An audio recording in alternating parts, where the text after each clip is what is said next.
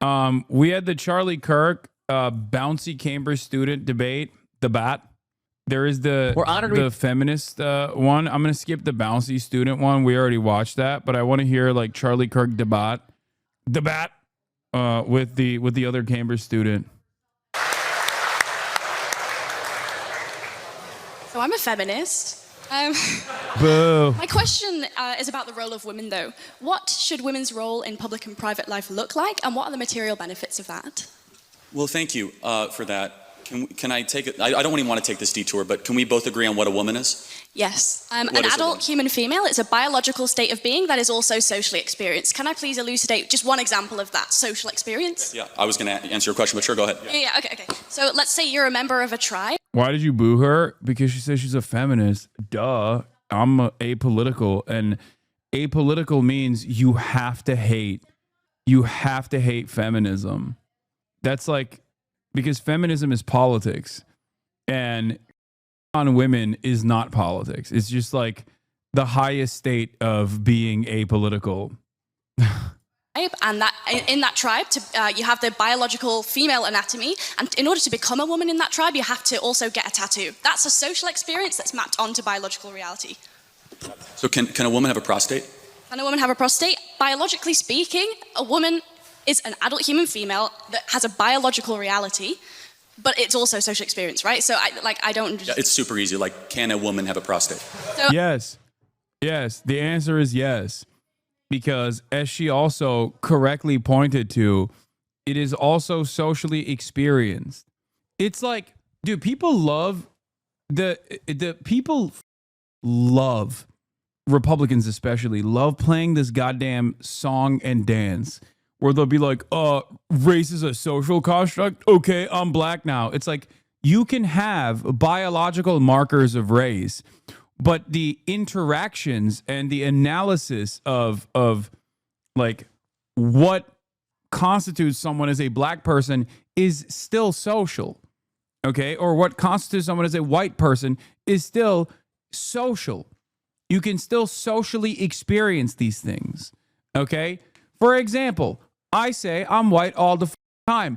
Go ask an Islamophobic person if I'm white, and you will very quickly realize that maybe I'm not so white because my name is Hasan and I'm Muslim and I'm from Turkey. Like, that's it. That is the perfect representation, because when you look at my skin color, or when you look at me from afar, especially if I'm like shaven and you don't know that my name is Hasan, you're not going to think that I'm anything but white, especially in the United States of America. Whereas if I was in Germany, for example, a country with a ton of Turkish migrants living in it, okay, then I'm automatically disqualified from being a part of the German in-group, because they have a better understanding of like what a Turkish person looks like. So they would very quickly clock me as a Turkish person and therefore not officially German. Okay? That's it. So yes, something can have biological markers while also simultaneously have a social performance associated with it, regardless of said biological markers, regardless of said biological preconditions. This is precisely the reason why when you see a trans woman, like let's say Hunter Schafer, even if you know that they are a trans woman and you want to be transphobic, in an effort to, if you were to point to Hunter Schafer and say, that man over there is sitting next to my bag, no one would understand who the you're talking about. They would say, what do you mean? What are you saying? Like, you would not be able to communicate with other people, because gender is a social performance at the end of the day. And this is before we even talk about sex and intersex people, and the fact that even a prostate or other kind of like biological markers that Charlie Kirk would present as like being the end all be all of womanhood also kind of fall apart, because even sex itself is not a binary. So much so that even Ben Shapiro nowadays says it's bimodal, which is at least closer to the truth. So as per my definition of woman, I would say that people who have a prostate are biologically male, but they can sometimes be socially treated as women. Okay, got it. So women can have prostates. Got it. Okay. By the way, I feel like this is the most pro-trans argument you're ever gonna get in the UK, because even that in and of itself is like, it's you know, how is it not binary for curiosity? Because intersex people exist. Like, it's not a 1-0. You're either a man or a woman. Even when it comes to biological sex, okay? When you talk about biology, when you talk about the biological version of sex, male versus female, even then there is a tremendous number of people that are intersex. Binary implies that there is just either one bracket or the other and nothing else, and nothing in between. When in fact, no biologist would agree with that. As a matter of fact, the very bracketing of intersex people at birth without consent into whichever gender that they fit better, that determination being made by a professional, by a medical professional, is in and of itself another example that like gender itself is social. If that was the case, if that wasn't the case, then there would be no need for this, right? There would be no need to like make an intersex person fit a certain gender stereotype. Okay. So you're a feminist. Yeah, gender is not binary, and neither is sex. That actually isn't just fighting for women, you're also fighting for men. So, yes, men also experience harms from patriarchy, but I argue... We're talking about the same feminism, though, just make sure. Yeah, sure, go ahead. So, men also experience harm from patriarchal domination, but I would argue that those harms come from that system of domination itself. In the same way, for example, this isn't a threat, but if I reached across and punched you in the face, then my hand might hurt, right? So, are we understanding that there are, patterns of power? So, I would also fight for the rights of men. Wow, that was actually a pretty good analogy to describe how men are harmed by patriarchy. Okay... Respect to this person. Biological sex is a bimodal distribution. Biological sex is a bimodal distribution. Haas news. Haas breaking news. That's the dumbest thing you've ever said. Oh man, I forgot. There are always a lot of chatters whenever the trans subject comes up. There's always a new crop of chatters who love what I have to say about like Israel, Palestine, for example. But then this is the one issue where they're like, what the do you mean? To those chatters, I say, why the do you care? What's it to you? What's it to you? Also, it is crazy when it is crazy when people lose their minds over such a tiny marginal population group, as though they are like responsible for the decay of Western civilization or whatever the people present it as. And as a feminist, just as I would fight for the rights of women. Sure. You think women are happier than they were 40 years ago? I think I would have a few responses to that. I think that women report more stress and dissatisfaction. Dude, no one is happier than they were 40 years ago. What the does that mean? Yeah, I wonder if there is an ever-present domineering mode of existence that perhaps ruins people's hope for a better future. I don't know. I wonder if that has something to do with it. Action today, because not because they have more rights or because of feminism, but because they're under dual pressure to both excel professionally and also because of the domestic labor in homes that is structured around outdated expectations. So, for example, studies like the OECD's Better Life Index show that women's life expectancy, education levels, professional achievements have risen. As a Muslim, it is in the Quran. What is? What, the trans people are in the Quran? I don't understand. What? I don't care, dude. Listen, clearly you are anti-Israel, okay? To me, being like, sources cited, the Quran is no different than when like Israel dick riders would be like, Israel's been around for 3,000 years. My source, the Bible, okay? Get the out of here. I don't care. All right, sick, man. Cool. In countries with higher gender inequality. So I would argue that what you're calling unhappiness is actually visibility, because now we hear women expressing dissatisfaction, whereas in the 50s, we prescribed them Valium and we lobotomized. Yeah.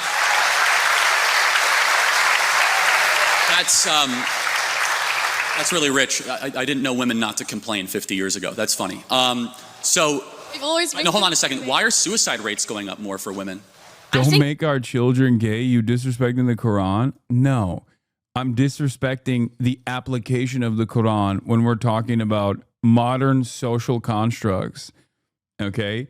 The notion that the Quran would be any sort of important marker in the way that like modern people exist in modern society is ridiculous, just as the Bible would be ridiculous or the Torah would be ridiculous. That's it.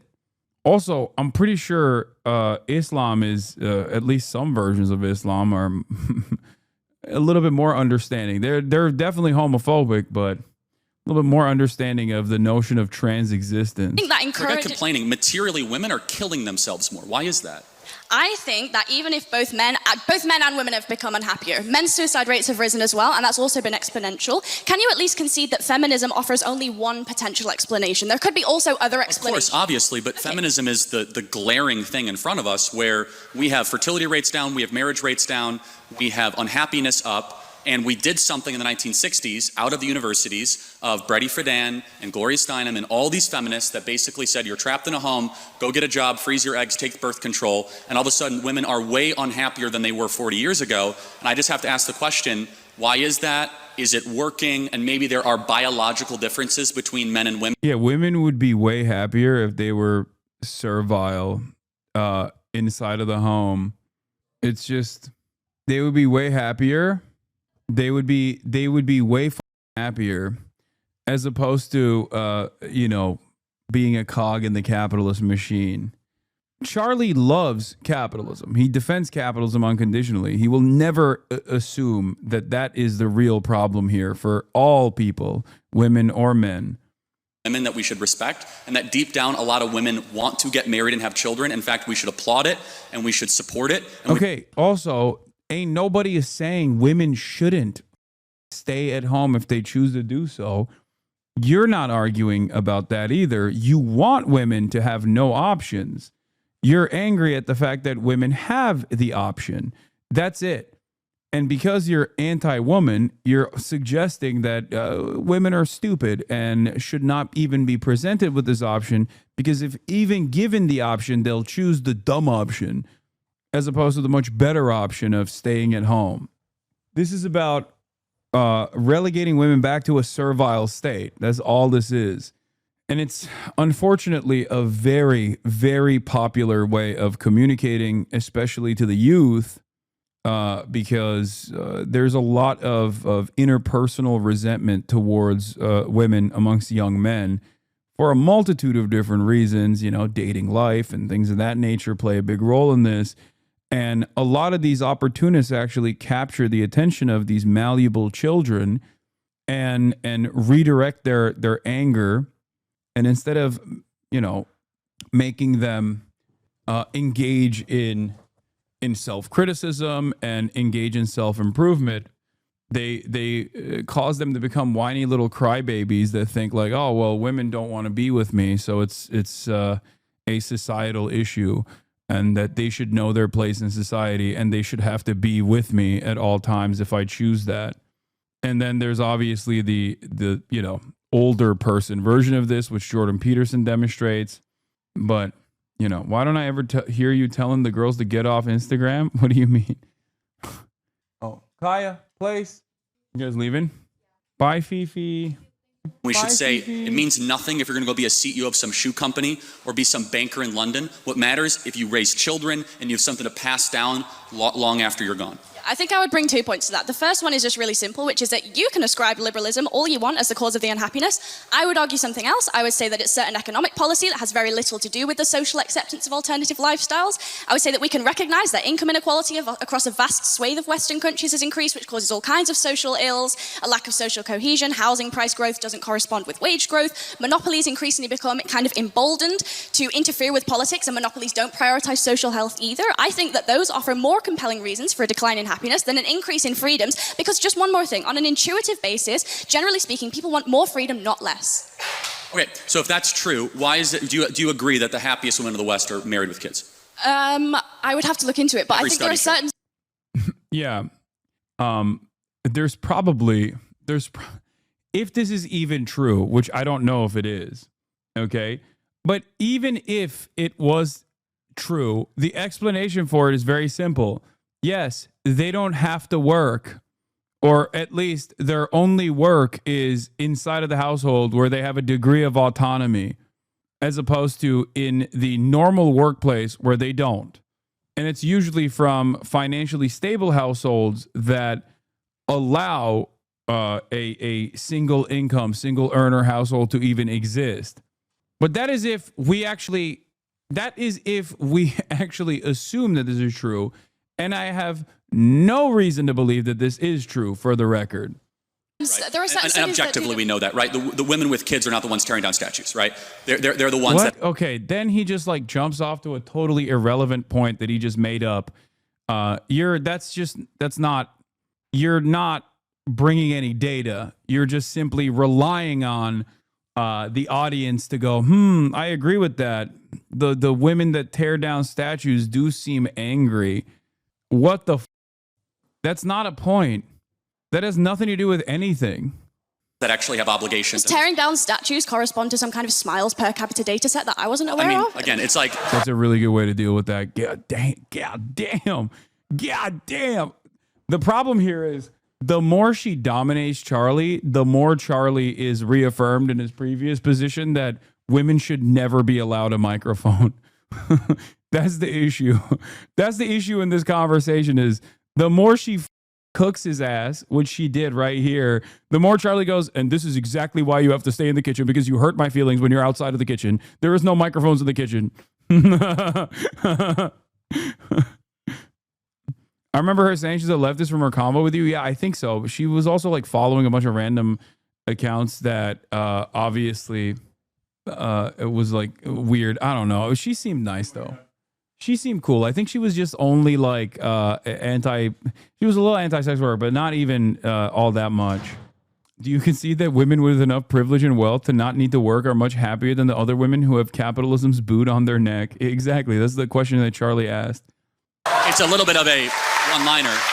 The greatest way to destroy Charlie Kirk's argument here is basically to say, don't you feel like the systematic enforcement of capitalism and the incentive structure created within capitalism is making it infinitely harder to have children and two parents with one party working in a household, which she did actually kind of bring that up. The happy and the grateful.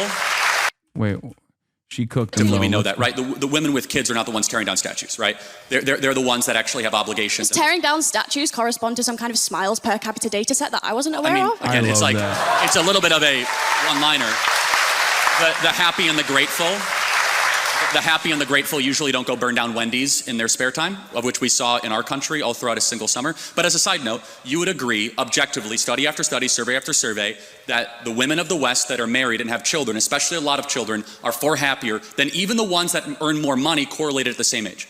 So I also don't think that happiness is a very good metric, and neither do you, because you think gay people shouldn't just pursue happiness by being gay. They have other moralistic considerations to be making. So I don't think smiles per capita is a particularly convincing way to measure whether or not we should encourage women to be autonomous. I think we should maximize agency within a fair system that has reasonable parameters because it's expedient, it's good for the economy, it's logical, it's the moral thing, because if we can't... Single moms, less housework, more leisure than married moms. Without a spouse in the house, single moms do fewer chores and get more sleep. I don't know. Didn't you sit in that chair? I did. Prove the material harms, we shouldn't discourage it. And also, self-reported studies is a really flawed way to do psychology. It's the week before my university exams right now, and I'm standing here explaining the basic methodology behind survey collection in sociology, which you don't even think is a real subject, to Charlie Kirk. If I took one of those surveys right now, I'd check extremely miserable. But so would a Palestinian child who's been torn to smithereens. How are we going to measure... You would say extremely miserable? No, I'm kind of making a joke. No, I mean, but seriously, like... Yeah, she's saying she would say she's extremely miserable because she has to talk to you. Oh, God. This is the other debate technique that I also despise, which is very I mean, this is like a practical application of it. You're seeing it in real time, which is my interlocutor has no capacity to be humorous or engage in like hyperbolic statements or in an effort to like entertain, say something funny. I am going to present it as though she is being utterly sincere. I have no reason to believe that this person was trying to make a joke. Yeah, it's just like this weaponization of playing dumb. This weaponization of just making every statement come across as though it's perfectly sincere.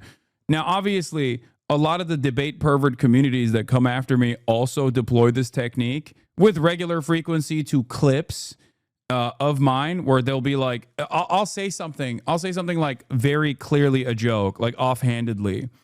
Like, I'm reminded of that Discord, the Discord messages where I was like responding to a chatter, being like, I'm gonna kill myself, and then people were like, oh, he wants to commit suicide. Hasan is actually suicidal. It's like the most commonplace thing that people say online. Very clearly, I'm not being sincere. I'm not suicidal in any capacity. Why the would you ever take that seriously? They're just autistic. They don't get sarcasm. No, that's not true. This is barely a debate. He's just tossing non sequiturs and ignoring everything of substance you're saying. To be fair, she hasn't stopped talking. Yeah, but she's cooking.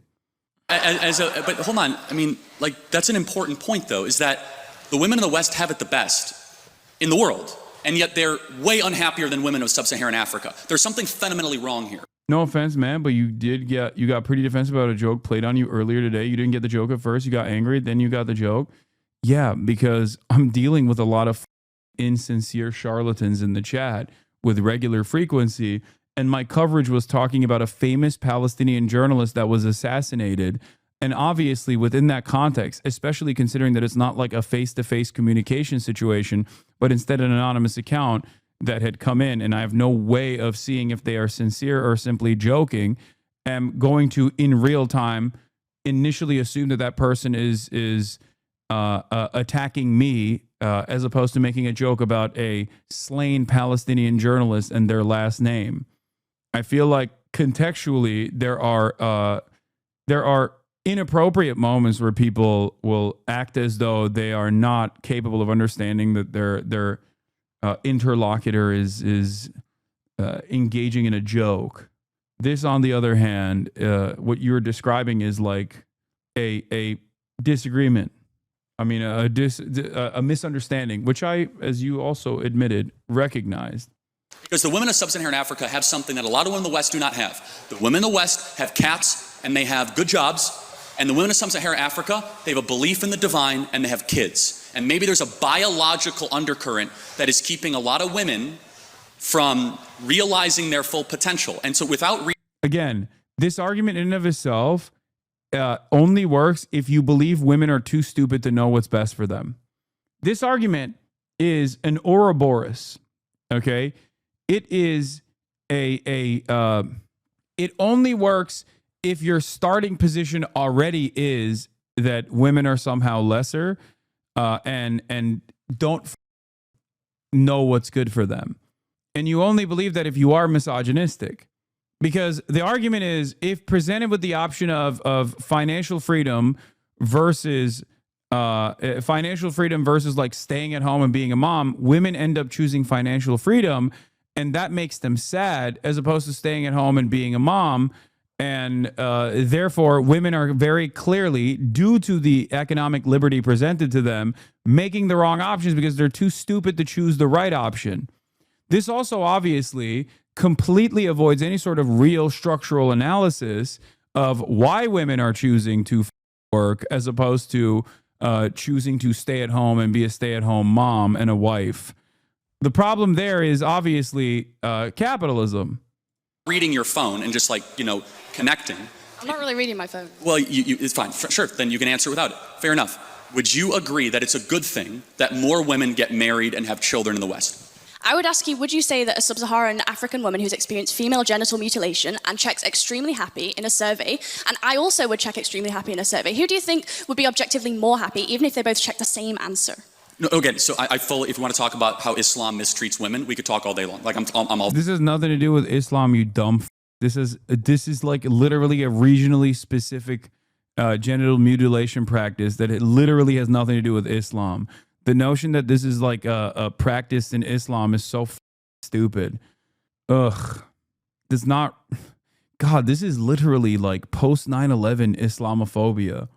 This is post 9/11 Islamophobia. Ah, the barbaric Muslims they're doing genital mutilation. All for that. Me too. Okay, good. So we agree. Yeah, absolutely. We actually agree have on agreement. many things. And we should shut off Muslim immigration to the UK, right? We totally agree. I think that all religious fundamentalism is bad, and if you take that logic, we should also not allow evangelical Christians into the UK either. Hold on. So hold on a second. Ooh, that was good. I think that's still stupid, but the whole like, don't even give him an ounce of like, Muslim fundamentalism has nothing to do with female genital mutilation. But having said that, her retort was good, where it's like, yeah, if we're gonna shut off immigration into the country based on religious fundamentalist values, then evangelical Christianity should also be shut off. That's funny. Hold on. Can you show me what would your example, because I have 50, of a single Christian country that you would say mistreats women, right? America. Dog, your argument is to literally do what you think Sharia is, okay?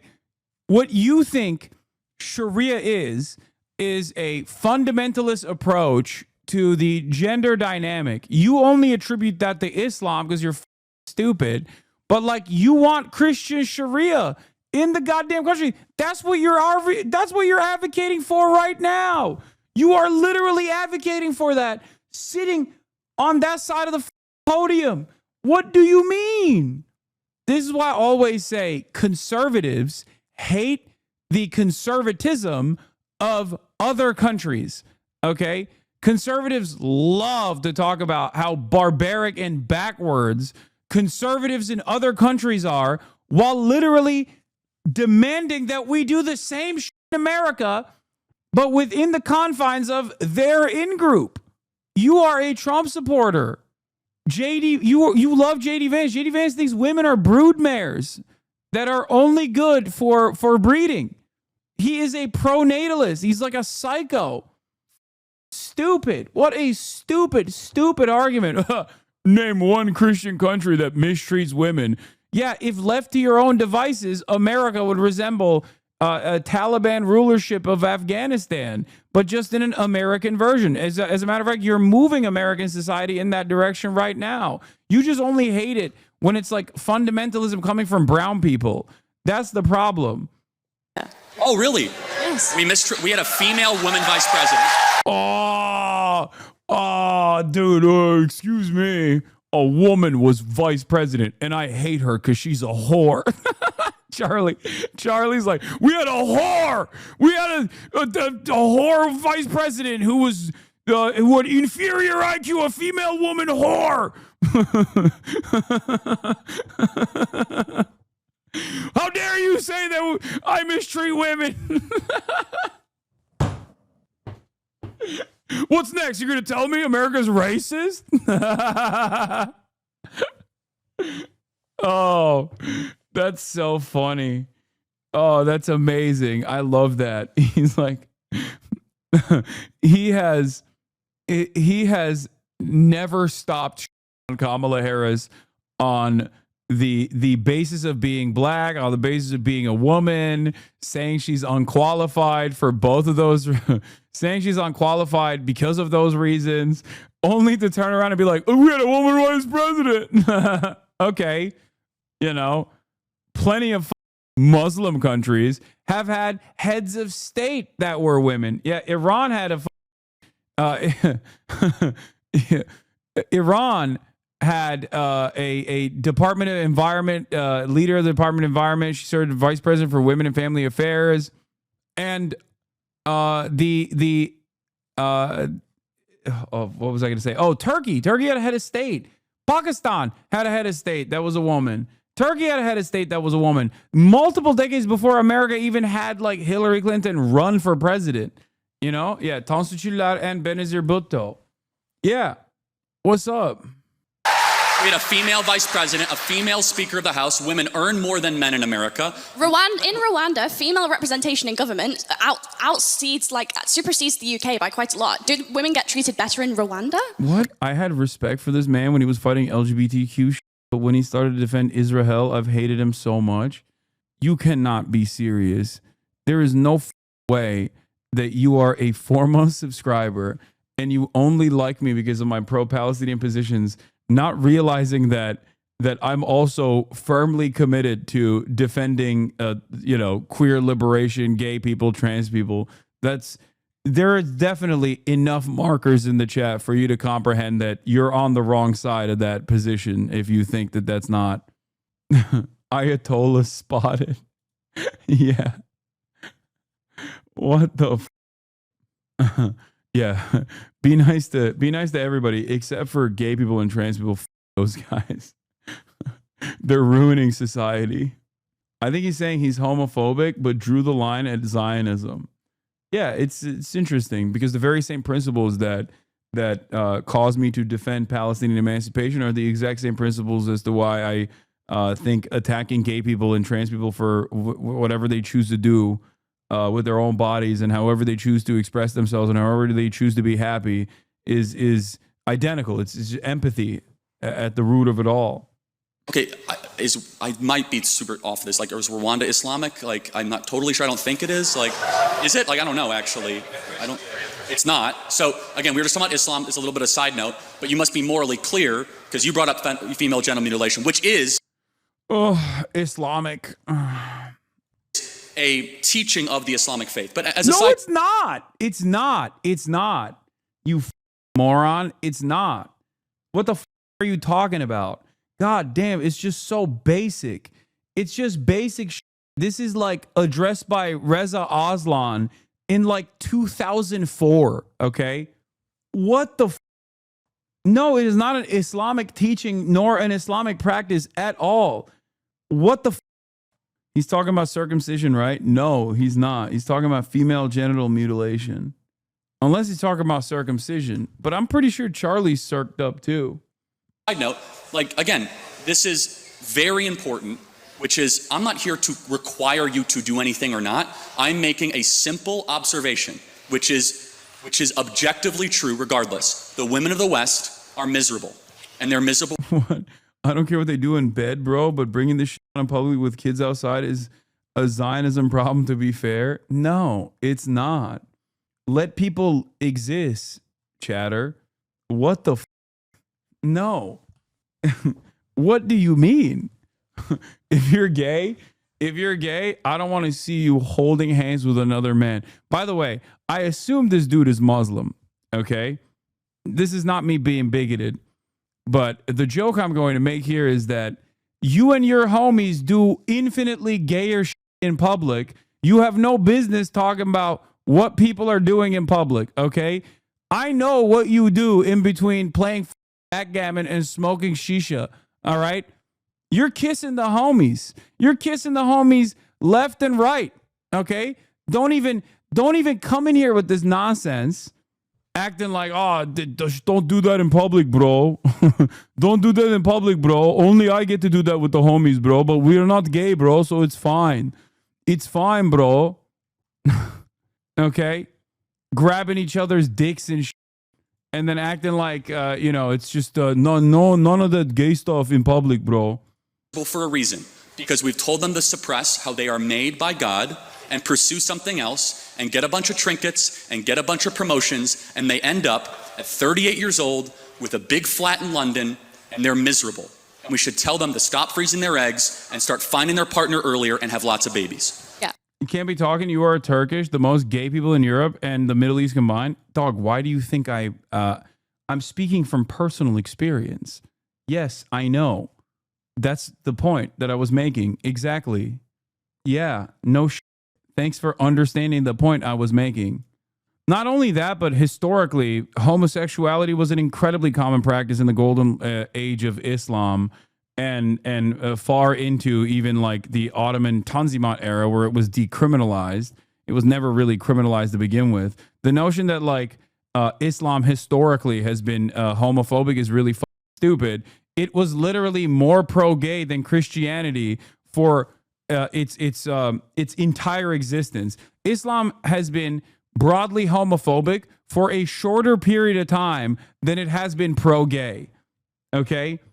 Straight up. Also, have you met a Lebanese person? Is another question I'm going to ask, which is, it's much like the Turks. Have you met a Lebanese person? Lebanese people are the most homonormative society, okay? Lebanese people are the most homonormative society. They unironically get groomed into being straight.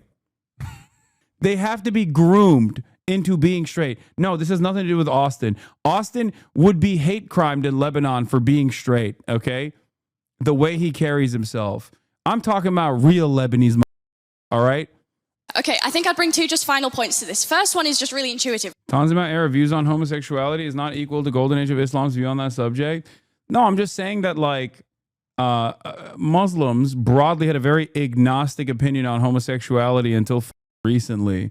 It is a contemporary fundamentalist approach within Islamic scripture, but also within some Muslim nations that are run by fundamentalist parties in perpetuity that have this anti-gay approach.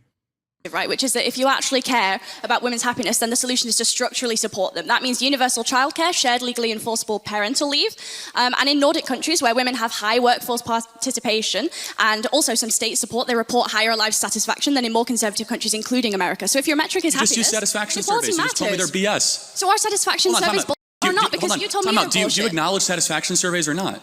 You just told me that they're BS. Do you think they're objective? We can use that as data?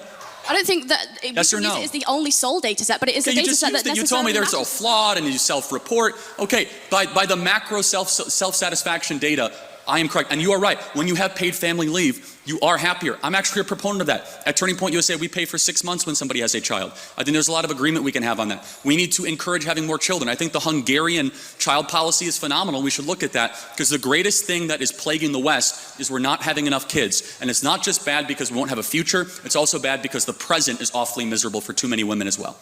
Okay, in which case I think we get... Do I start bringing this to a close, please? Okay, I think just one final thing, which is that in which case we get to a really interesting argument about what parts of womanhood can be demarcated to the social and what kinds of womanhood can be demarcated to biological. So, for example, my anatomy is demarcated to the biological, but the fact that I might potentially be a better nurturer than a man, I would demarcate that to the social, you might demarcate that to the biological, in which case we have differing moral scales of value. I would ask why we should necessarily prioritize your moral scale of value, which prioritizes things like the birth rate, when in actual fact there are various other moral scales of value. And if you yourself are a free market American, why is it the case that you would not, like the previous speaker noted, I've already answered extend personal freedoms towards all spheres, including a private sphere? I believe in absolute truth claims, and it's absolutely wrong and bad when a society stops having kids to replace their own population.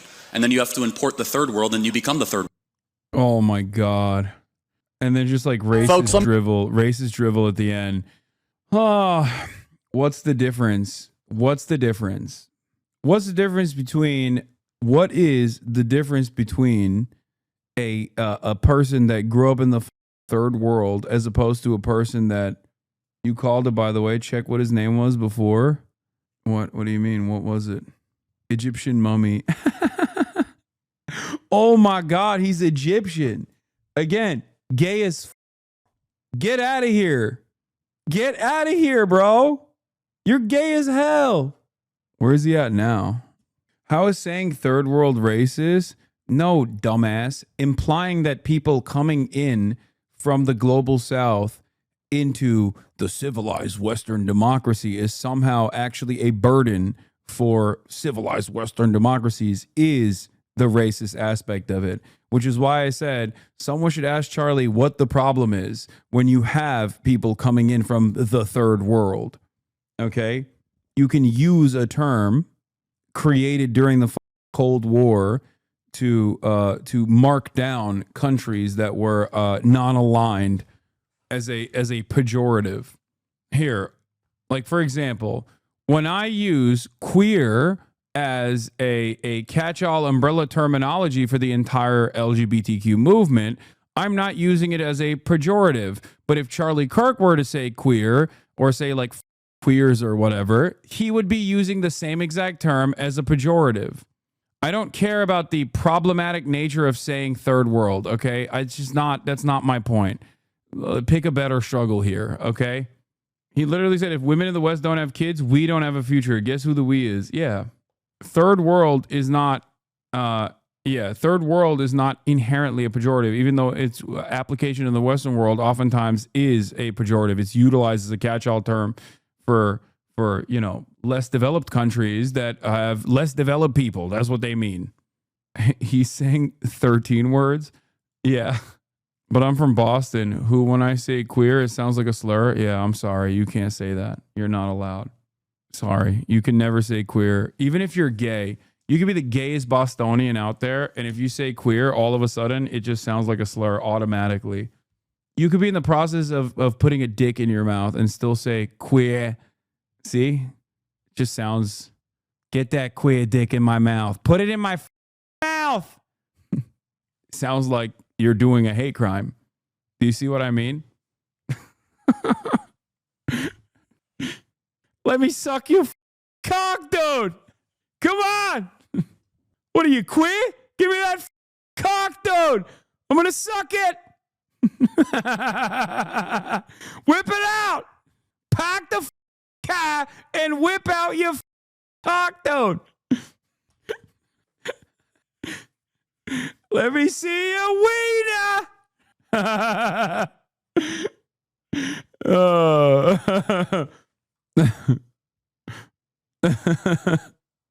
Yeah, this is my character, Gay Bill Burr.